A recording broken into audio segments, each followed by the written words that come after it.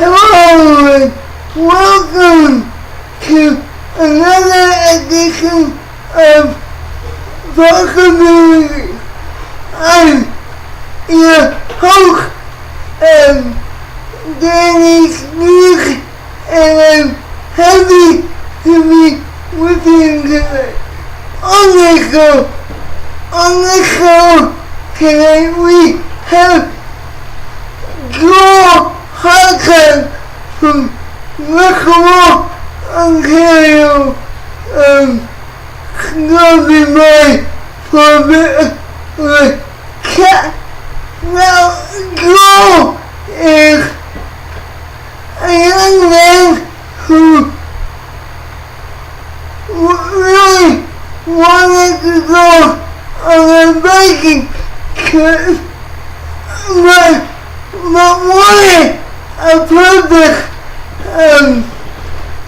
to do it, and he didn't have any money in his family suffering from cancer, which is what primarily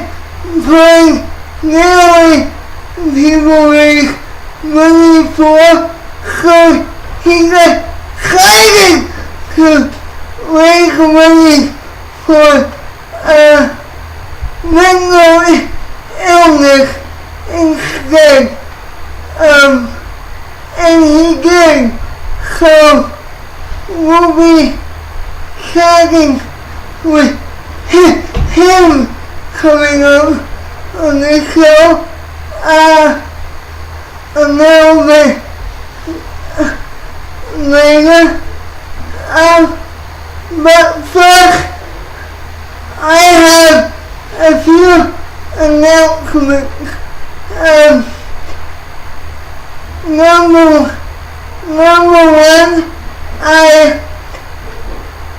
am sad to report that Amanda Serena has stepped down as host and producer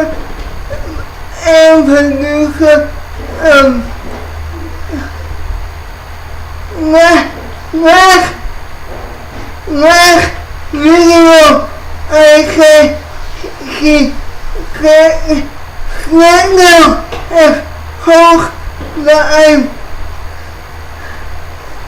but was gonna remain in the producer role, but I'm sad to report that she has stepped down from both roles. But I'm gonna be the host and producer of the show, so bear with me as we go through some of the changes. But on tonight's show, Joe's not quite here yet, so we'll be right back after a short break with tonight's guest. So we'll be right back shortly. Stay tuned. And we're back with Joe Hartung. As mentioned in the intro, he just completed a 40-day trip across Canada. Welcome to Possibilities. Thanks for having me. Oh, it's my pleasure. So, guess the first question is, why did you want to do this? Well, I don't know. I'm not much of a planner, so I just kind of do things. But I kind of just got the idea of doing something. I did last year in September. I did a run, a 52-kilometer run with a friend of mine for mental health, and it's a cause that I care about quite a bit, and I wanted to kind of do something for that. Plus, I kind of wanted to push myself as well, and I thought it'd be a pretty cool thing to do. I was in Vancouver, so I thought I'd bike from Vancouver back home and be able to do a Pedallin for depression. I mean, I know lots of people that deal with depression, and I just wanted to show support and things like that. So it kind of just came about over the winter. It wasn't really a planned thing. I know I made the event for the Facebook page and stuff the day before I left.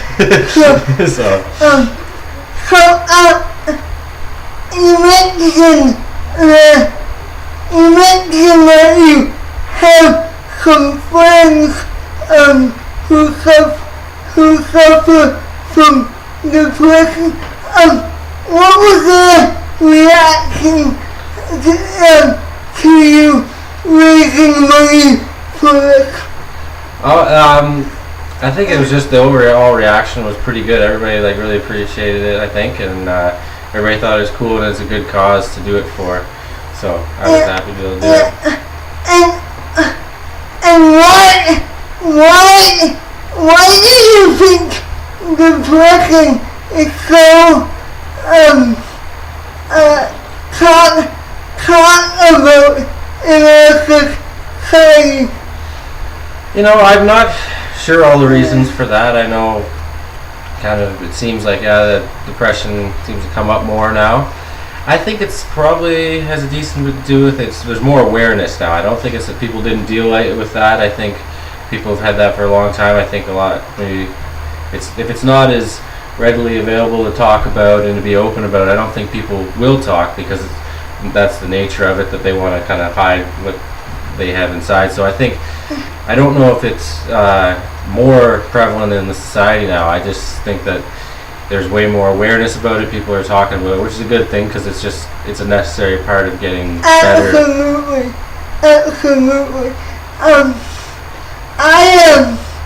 I know some people who suffer from mental illness, and that is a huge undertaking. Now a lot of people raise money for cancer and whatnot, and when they're doing charity events. Now, can you talk a bit more why you wanted to go in mental health route and why you get to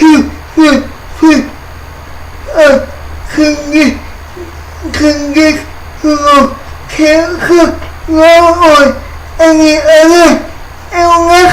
Like why mental health? Okay, yeah, it's for me. I want something to be very personal to me, and I would say I dealt with some mental health issues as well, just kind of within growing up, that kind of thing. And again, I know people that I've been blessed that I haven't had a lot of.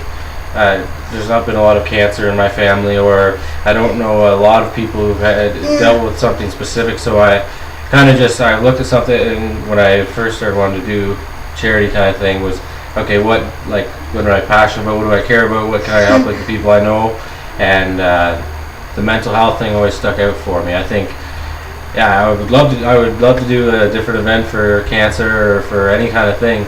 I've just done these few for this because I've just personally, it's been in my life, and I've been around it, and I want to do something that I'd be passionate about for a reason. And was that your first event, or did you do other events as well? I just started. I've done 2 events, I guess. I did last year. I kind of in September, myself and Jesse Nethercott and Jacob Nethercott, we did a 52-kilometer run from Holstein, where we lived, past Mount Forest, to Listowel, and we did that one for mental health, and that was kind of where it was from. And then it's kind of, you do something like that, and then you kind of want to. It takes a little while, but you just get back into it. And you're like, okay, I want to do something different. I want to do something more. So, so the ride came up, and it's again, I do it because I've done these things because I like to do it. I like to push myself and be better, but also it's just a great opportunity to be able to help people and bring awareness to things. And I know Jesse and Jacob, yes. Jacob, what they're doing an event coming up in a few weeks. Yeah. Like for mixing members. Yeah, they do that. Would you consider joining them? Oh, well, I had talked about this. Jesse is a very close friend of mine, and I had talked about this back when he was deciding to do it. And when he first decided to do it, I had just kind of come home from the bike ride, and he started to do training. I think maybe I fueled him a little bit because I did the bike ride, and I thought about doing it, but I didn't. I was kind of satisfied at that point. I was like, I think I'm gonna just take the summer off from stuff, but so I haven't been training or anything. So. What was your trip like? Talk us through the day-to-day activity. Yeah, well, day-to-day was it got very repetitive. So it kind of depended on where I slept for when I started. If I camped out, I would start really early because I can't sleep very late at all. And so I'd wake up at 6:30 or 5:30 or something like that, and I would go out, and usually I would just, when I wake up, I would eat a little bit, and then I would, like very little though, and then I would go for about 4 hours, maybe 5 hours, and then I would stop for lunch, and lunch was always just like a banana, granola bar, water, maybe some Gatorade kind of thing. Kind of depended where it was, because I didn't want to carry too much stuff because it's all weight. So if I carried like enough food for 2 days, then it'd be too heavy. So I tried to do it day by day. So it depended what I got it or where I could stop. So the lunches were fairly consistent, but then supper was after I'd done the day, I would stop and I would eat supper. And if I was camping, I would cook up like something like a Campbell's Chunky or something like that.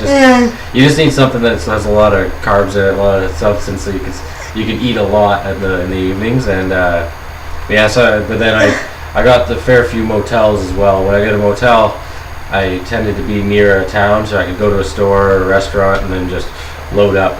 It was expensive for food, the trip. and what was the reaction to as a general public? Like, did you have any interaction with people at all? Yeah, I did.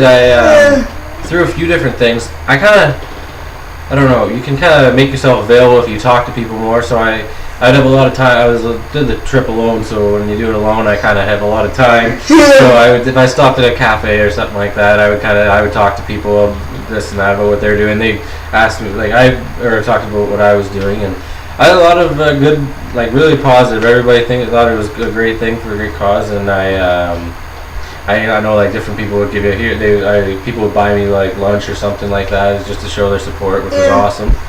And I also had this. I went on a website. It's called Warm Showers, and it's for people doing long-term cycling trips.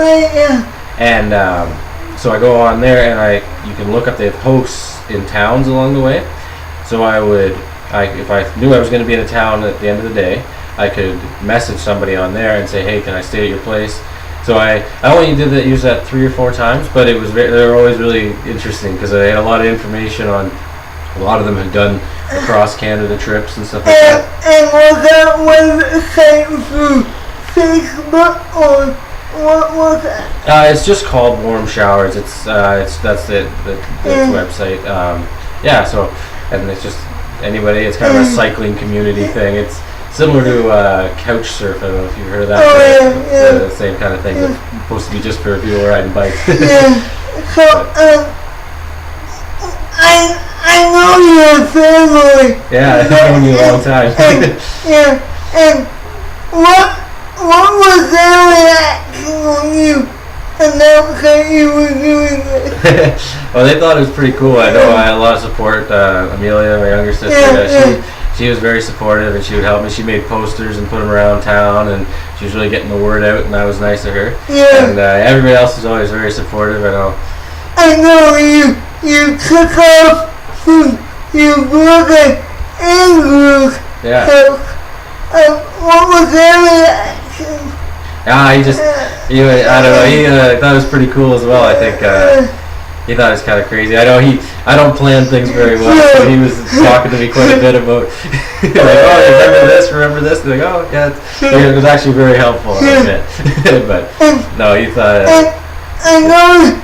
I know your nephews are pretty young, but what did they have a reaction to you? Yeah, I think so. I know. When I left, my nephews Lucas and Simon, they were pretty excited, and I don't know if they fully grasp what's going on yet, but they thought it was pretty cool, and my nephew and niece back home here, Jacob and Lexi, they thought it was cool too, but they are a bit young yet, but I think they. Did you have any contact with the family when you were out on the road?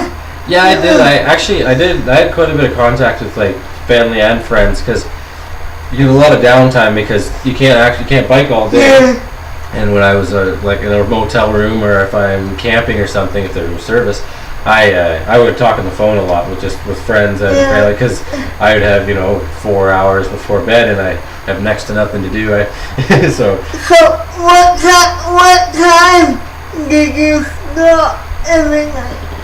It really varied. It was kind of I've never done anything like the biking like that before, so I didn't schedule anything very specific. I went, so if I felt really good, I would go. I'd had days. One day I went from 8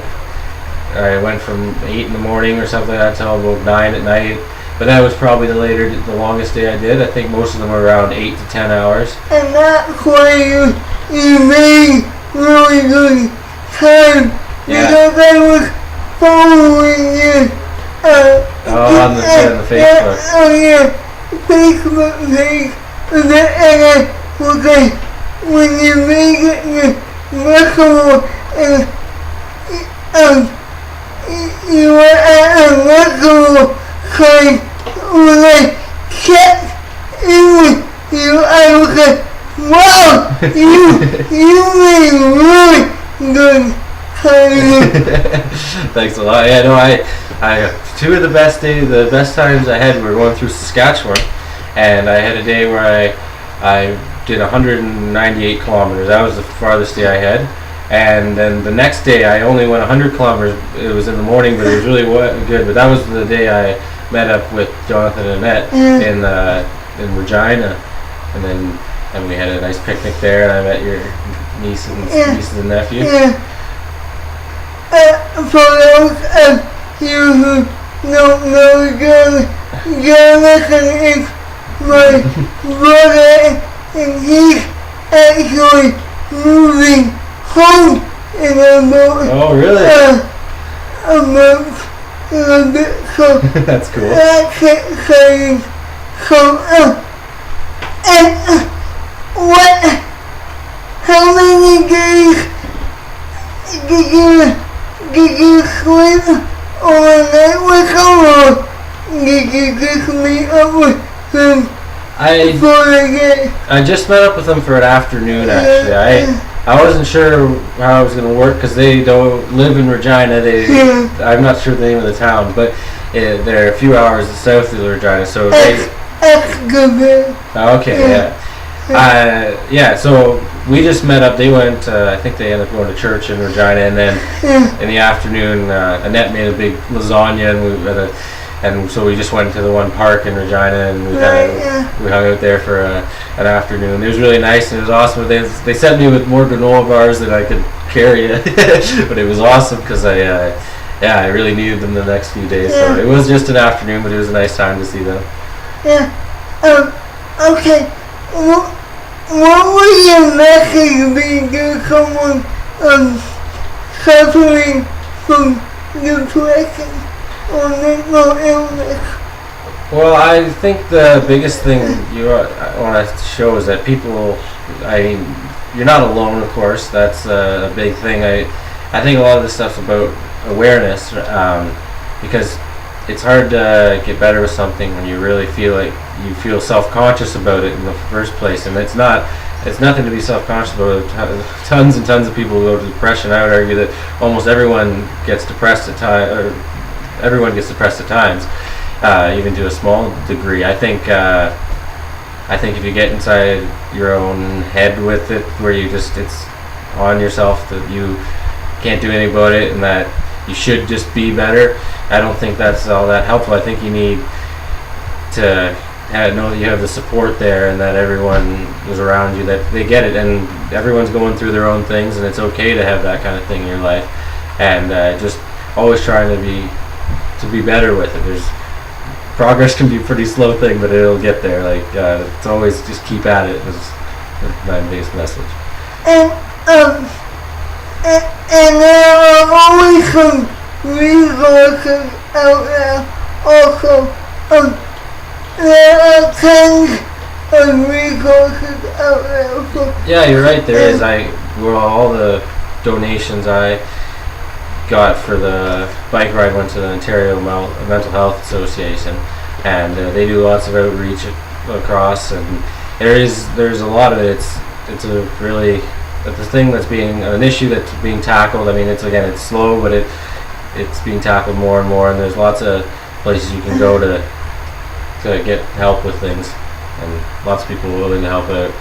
I'm glad you brought that up, because how much money did you end up raising? I ended up raising $5,900. Wow. And all of that went to the Ontario Mental Health Association. Yeah, I think it's the Canadian Mental Health Association, and then it's their Ontario branches I donated to. I did the donation online. And you went for GoFundMe. Yeah, I did. Well. Yeah, I did a GoFundMe to get it for people to donate, and then. And is that still open, or is that closed? No. It's closed now, I believe. It's because as we're doing this, I guess it's September, but I did. It was in April and May and the beginning of June. So no, it is closed now, but because I've already made the donation, so yes. Did that money go into your account, and then you just transfer it to them, or how does that work? Yeah, that's how it works. The GoFundMe you have to set up. I actually set it up through a friend back home, and so it went into his account. Then he sent it to me, and I send it in. Just it's an online deposit, so that's how it does work. Yeah. But I sure there are lots of ways that you can donate to mental health, not just through you. Yeah, exactly. There's a lot of different events that do that, and obviously there's a mental health association in Ontario or Canada. You can just donate to that. Nobody has to do an event for it. But there's lots of, if you want to find a way to help out and do what you can, there's lots of outlets for that. You just got to look for them. So if someone is looking for more information about you, or to hear more about your story, where do they go? I guess for the bike ride, I still have up a Facebook page for it. It's just called Pedallin for Depression. on Facebook, and I still have it's up, and you can look at it, and there's just kind of documents a bunch of pictures and little blurbs I took of my progress along the way, and if you want to check it out, you go for it. Yeah, and then and I'll put that in the description of this video, so you can look for it as well, or you can email the show, and then I can forward you that as well. So thank you so much for coming on. Ah, no problem. I appreciate it. I like doing this. Thanks for having me. Good luck with your future endeavors. Thank you very much. I'll have to plan another something later on. I don't know when or what, but. So you don't have anything else planned? No, I don't yet. I've got some ideas, but nothing to say yet. But sometime in the future, I'll do another thing like this or something along those lines. We at Possibilities will keep you updated on your story, and maybe have him back on the program. I like that. So, for getting in touch with me, you can email the show at possibilitiesshow@gmail.com, and I'll be happy to connect with you. For all of us here at Possibilities, I'm Gary Steve, and remember to keep this out of disability. See you next time. Bye for now.